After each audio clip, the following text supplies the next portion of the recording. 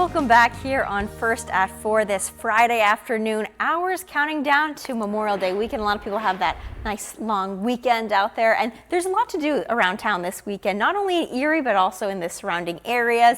And that's what brings in our final guest today, Pam Roberts. You're here to talk all about the Lake Canadohta Historical Speaker Series that's kicking off this weekend, and you guys have a full slate of people that are going to be speaking this summer. Well, we are really excited because we never had a building, and the little Catholic church went up for sale, and we just about killed ourselves to get it. And we had a huge fundraising thing that started, and we raised $93,000 in 6 weeks. Oh man, that's impressive. That's I know. very For impressive. a smaller community. Oh yeah, Congratulations. I know. Yeah.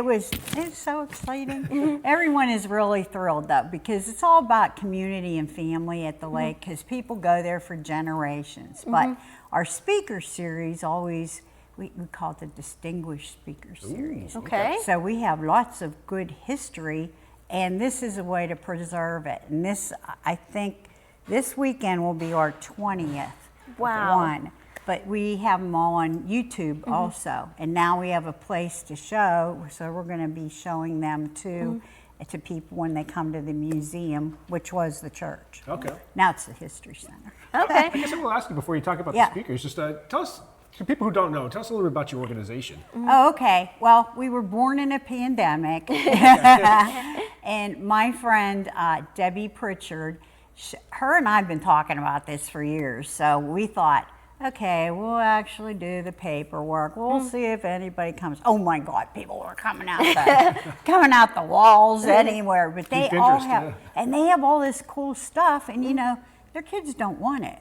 So we have thousands of documents, maps, deeds, photos you cannot believe. And our new website, lakecanhistory.org, just went up.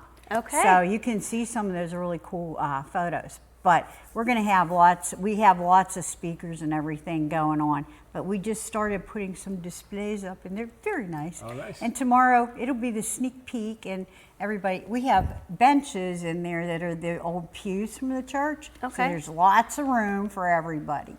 And I just can't tell you how excited everybody is. We've been waiting for this day for a long time. Long time coming. So yeah, like 5 years. So. Okay, so yeah, tell us about tomorrow's event. What's going to be happening? Okay, we have the church that we were in, Our Lady of Fatima, is very important to our community because it was built like 60 years ago in 1951.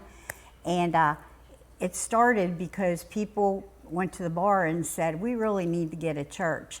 So they talked to Reverend Twomby, and he said, if you guys can get 10 people to come to Mass, I will do Mass. Okay. The place was packed. You couldn't even fit in. And so it started in our little Melody Lane, and the Miller family was so very generous. They donated us the property that church was built. However, the church was built by all people from the community. It didn't matter if you were Catholic, Protestant, whatever, you were there building, and those guys had real fun. And they were doing concrete blocks, and it was just an amazing time. Now let's go over some of the details for tomorrow. What time does it begin?